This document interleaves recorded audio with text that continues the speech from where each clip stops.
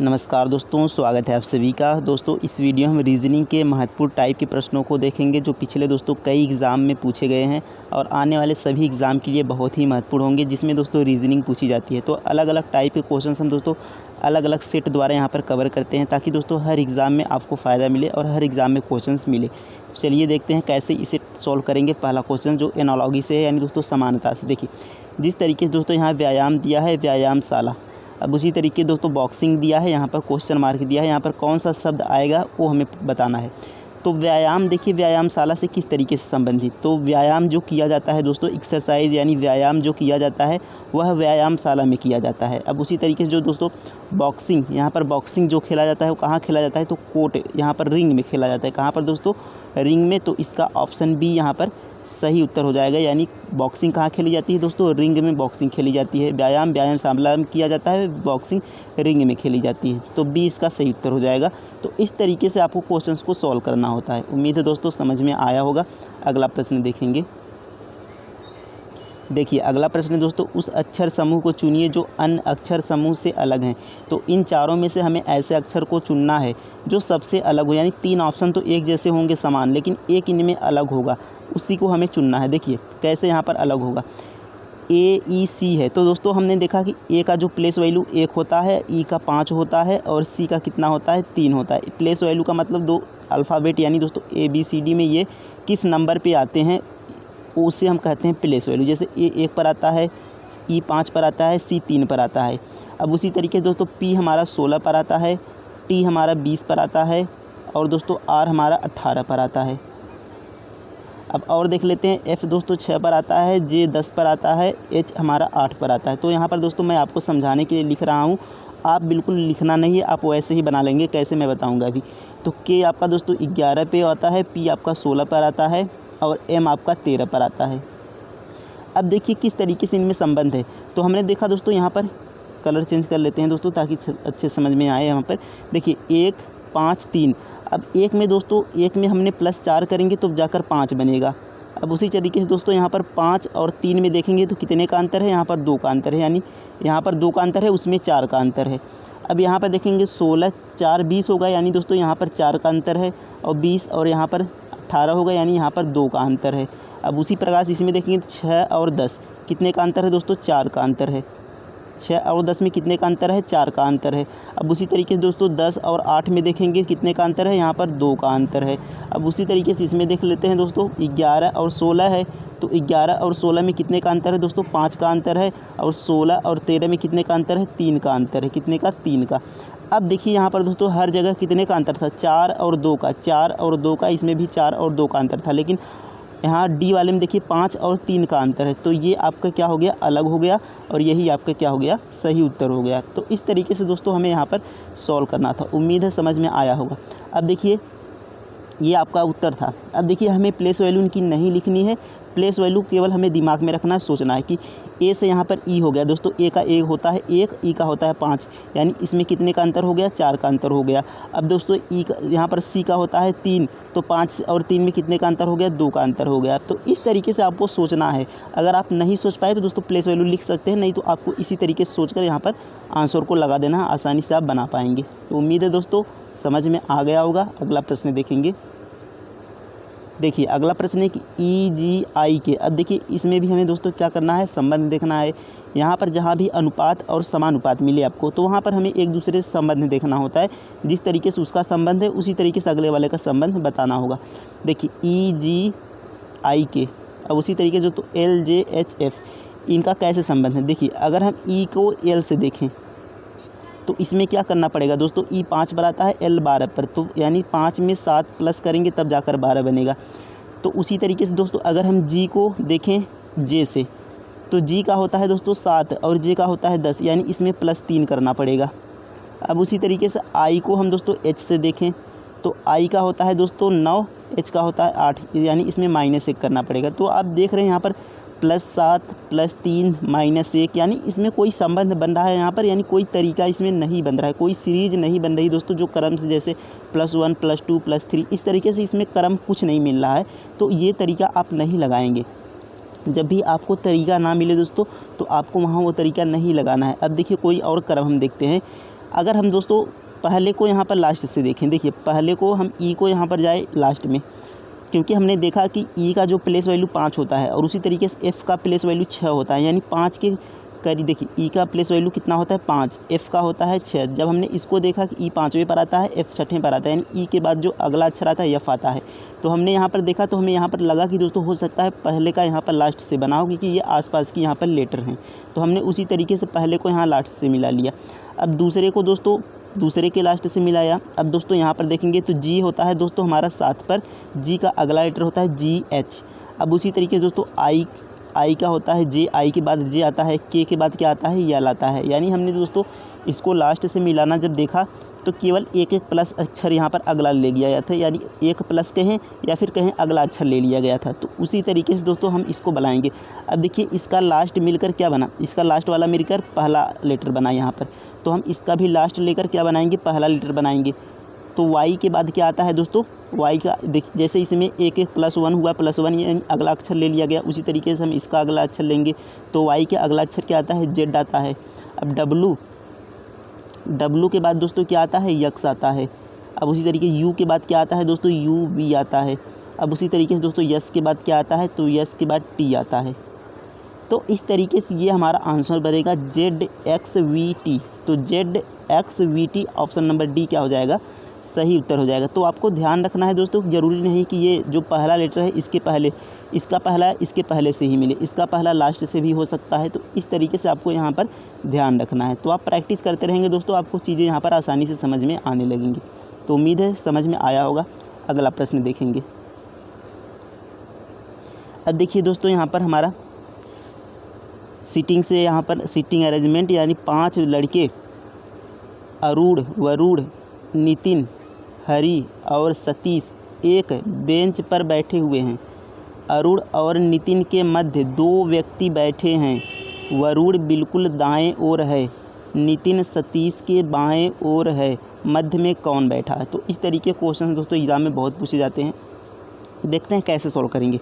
तो 5 लड़के दोस्तों, देखिए 5 लड़के हैं, अरूढ़, वरुण, नितिन, हरी और सतीश एक बेंच पर बैठे हैं। अरूढ़ और नितिन के मध्य 2 व्यक्ति बैठे हैं। तो अरूढ़, देखिए यहाँ पर अरूढ़ को हम ए से लिख ले रहे हैं। अरूढ़ और नितिन, यहाँ पर नितिन, इनके मध्य 2 व्यक्ति बैठे हैं। तो इनके मध्य हम 2 व्यक्ति यहाँ पर बैठा लेते हैं, 1 और यहाँ पर 2। तो ये हमने मान लिया कि 2 व्यक्ति इनके मध्य बैठे हैं। टोटल 5 लोग हैं। अब देखिए दोस्तों आगे कहा है वरुण बिल्कुल दाएं ओर है। तो वरुण जो है बिल्कुल दाएं ओर है, यानी दोस्तों वरुण आपका कहाँ पर आ गया, यहाँ पर आ गया वरुण, यानी भी। वरुण को हमने यहाँ पर वी से लिखा है दोस्तों, वी का मतलब वरुण। तो वरुण क्या हो गया, दाएं पर आ गया। तो आप यहाँ पर समझिए कि जब आप जहाँ पर बैठे हैं वहाँ से आपका जो दायां हाथ है वो आपका दाएं होगा, और जो आपका बायां हाथ है दोस्तों उसकी साइड यहाँ पर बाएं होगा। तो हमने देखा यहाँ पर वी क्या कहा है कि वरुण क्या है, बिल्कुल दाएं ओर है। तो वरुण बिल्कुल दाएं ओर है, तो वरुण को हमने यहाँ पर दाएं ओर बैठा लिया।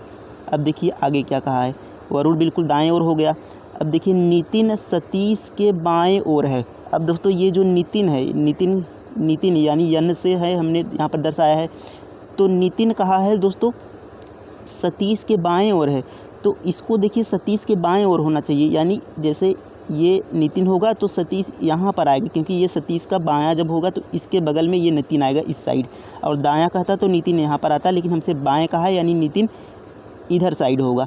तो कहा है नितिन सतीश के बाईं ओर है, लेकिन देखिए यहाँ पर अब कोई जगह है, आप यहाँ पर यह सतीश को नहीं बैठा सकते, क्योंकि दोस्तों देखिए 1 2 3 4 5 टोटल 5 ही लोग हैं, और यहाँ पर 5 लोग आपके हो गए हैं। तो यहाँ पर नितिन को कैसे, यहाँ पर सतीश को हम कैसे बैठाएंगे, और जबकि कहा है कि सबसे दाएं क्या है, वरुण है, तो सबसे दाएं वरुण को भी बैठा लिया है। तो यहाँ पर देखिए दोस्तों जो कहा था कि सतीश, देखिए अरूढ़ और नितिन के मध्य 2 व्यक्ति बैठे हैं। तो अरूढ़ और नितिन के मध्य 2 व्यक्ति बैठे थे, लेकिन अरूढ़ और नितिन का यहाँ पर स्थान फिक्स नहीं था कि ये यहीं पर हो सकते हैं। हो सकता है दोस्तों नितिन यहाँ हो और अरूढ़ नितिन के स्थान पर हो। तो यही हमारा सही होगा, क्योंकि जब हम नितिन को यहाँ बैठाएंगे तो सतीश आपका यहाँ पर आ जाएगा। तो ये आपका सही तरीका हो जाएगा। तो हम बैठा लेते हैं दोस्तों।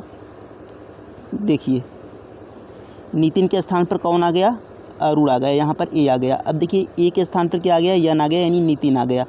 अब दोस्तों सतीश आपका देखिए यहाँ पर हो गया नितिन के दाएं साइड, यानी सतीश के बाएं क्या हो गया, नितिन हो गया। अब ये हो गया। अब देखिए हमसे पूछा है दोस्तों कि बिल्कुल मध्य में कौन है, मध्य में कौन बैठा है। तो 2 लोग इधर हो गए और 2 लोग इधर हो गए, यानी अरुण और यहाँ पर अरुण और वरुण दोनों इधर हो गए और 2 लोग इधर हो गए, यानी एक स्थान यहाँ पर खाली बचा। तो बीच में कौन है दोस्तों, तो कौन था, हरि। हरि यहाँ पर देखिए नहीं आया है, तो हरि बीच में हो जाएगा। तो ऑप्शन बी क्या हो जाएगा, सही उत्तर हो जाएगा आपका। तो इस तरीके से दोस्तों हमें प्रश्न को बनाना था। उम्मीद है समझ में आ गया होगा दोस्तों। अगला प्रश्न देखेंगे।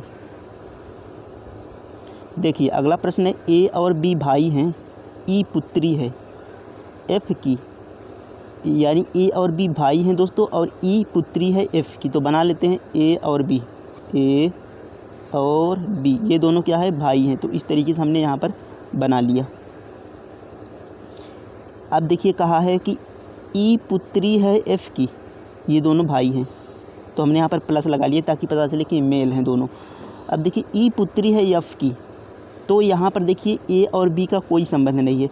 तो यहाँ पर ई और पुत्री है एफ की, तो हम यहाँ पर बना लेते हैं इसको अलग, क्योंकि इनका ए और बी से कोई संबंध नहीं था। तो ई पुत्री है एफ की, तो एफ यहाँ पर ऊपर हो गया और उसकी पुत्री हो गई ई। तो आप जब भी एक जनरेशन, जैसे आपके माता पिता एक जनरेशन है, तो हम उनके क्या हैं, उनसे नीचे हैं, तो उनको हम क्या रखेंगे, ऊपर रखेंगे। अब माता पिता के जब भी माता पिता आएंगे, उनको हम एक और ऊपर रखेंगे। तो इस तरीके से देखिए यफ की पुत्री है, तो पुत्री को हम यहाँ पर यफ के नीचे रख दे रहे हैं और इसको हम यहाँ पर माइनस लगा देते हैं ताकि पता चले कि पुत्री है यानी फीमेल है। तो ई पुत्री हो गई एफ की। अब देखिए आगे कहा है एफ पत्नी है बी की। अब देखिए एफ कहा है पत्नी है बी की, यानी ये दोस्तों बी की पत्नी है एफ। तो इसको हम दोनों को बराबर कर लेते हैं और यहाँ पर एफ क्या है, पत्नी है, तो यहाँ पर हम माइनस लगा लेते हैं क्योंकि ये भी फीमेल हो गई। अब यहाँ पर हमने बराबर इसलिए किया दोस्तों यहाँ पर, ताकि पता चले कि ये दोनों पति पत्नी है। तो पति पत्नी के लिए हम यहाँ पर बराबर करते हैं ताकि समझ में आए हमें। अब देखिए आगे कहा है कि बी की, ई का ए से क्या संबंध है। तो ई दोस्तों ये जो इसकी पुत्री है उसका ए से क्या संबंध है, यानी ए की क्या लगेगी। तो देखिए यहाँ पर जब ए और बी दोनों भाई हो गए तो उसके भाई की क्या हो गई, ये पुत्री हो गई।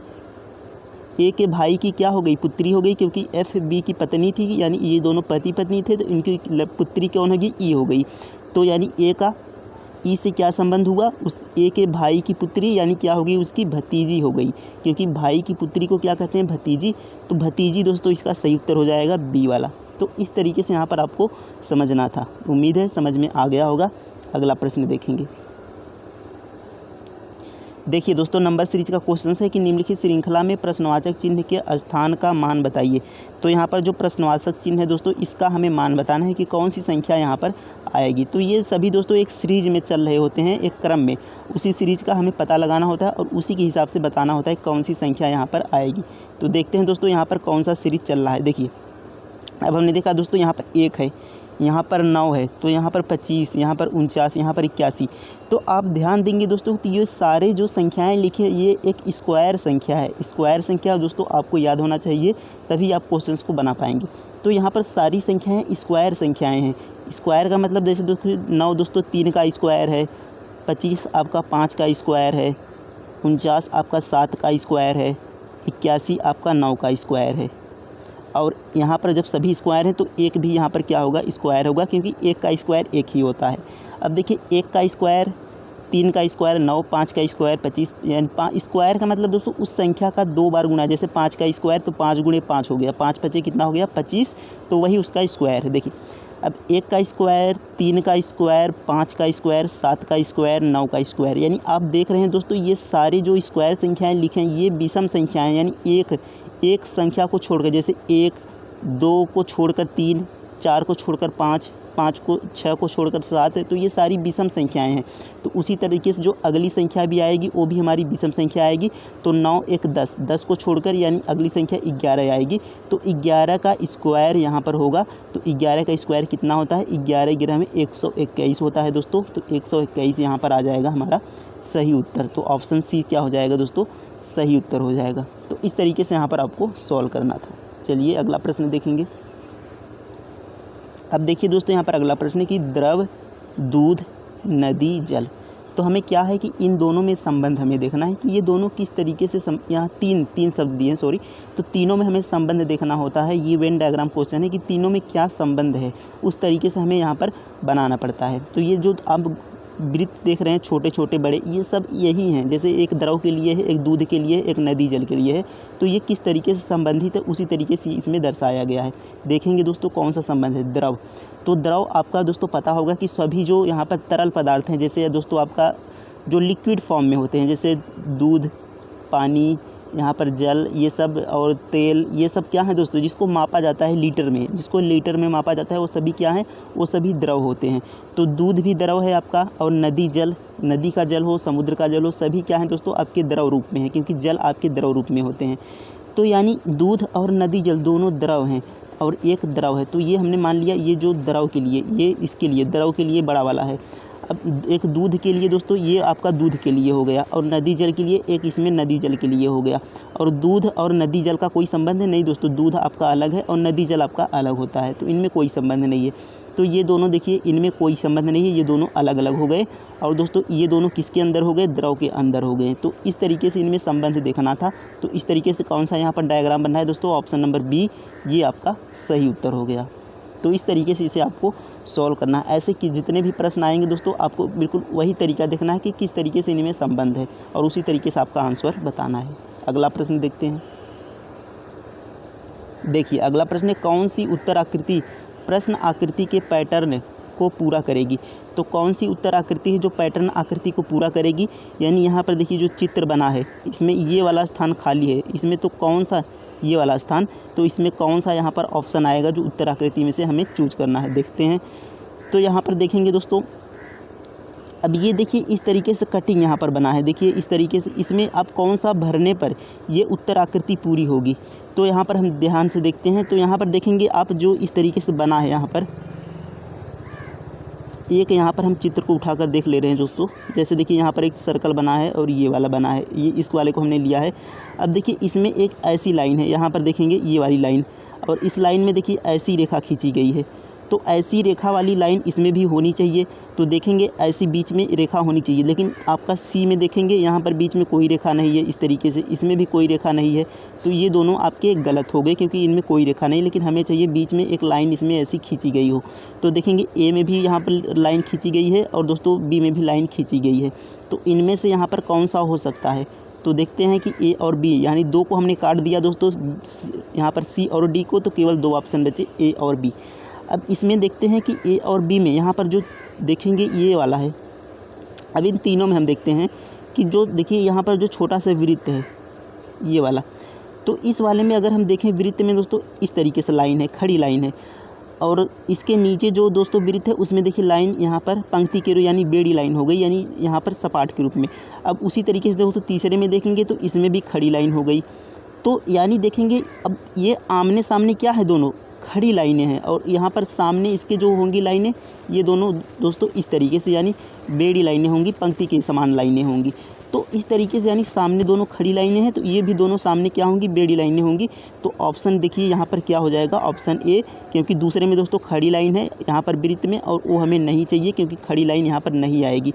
तो हमारा जो ऑप्शन होगा ए वाला होगा, इस तरीके से लाइन वाला, क्योंकि इसके सामने होगा ये वाला, तो इसमें दोस्तों ये वाली लाइन है, तो इसमें भी ये वाली लाइन होनी चाहिए बीच में, और इसके सामने देखिए ये है, तो इसमें भी खड़ी लाइन है, और इसमें भी वृत्त में खड़ी लाइन है, तो वो आपका यहाँ पर समान हो जाएगा। तो इस तरीके से दोस्तों ऑप्शन ए क्या हो जाएगा, सही उत्तर हो जाएगा। तो इस तरीके से छोटी छोटी चीज़ें आपको इसमें देखेंगे तो आसानी से आप ऑप्शन के द्वारा सॉल्व कर लेंगे। तो उम्मीद है दोस्तों ये सारे प्रश्न आपको अच्छे समझ में आ गए होंगे।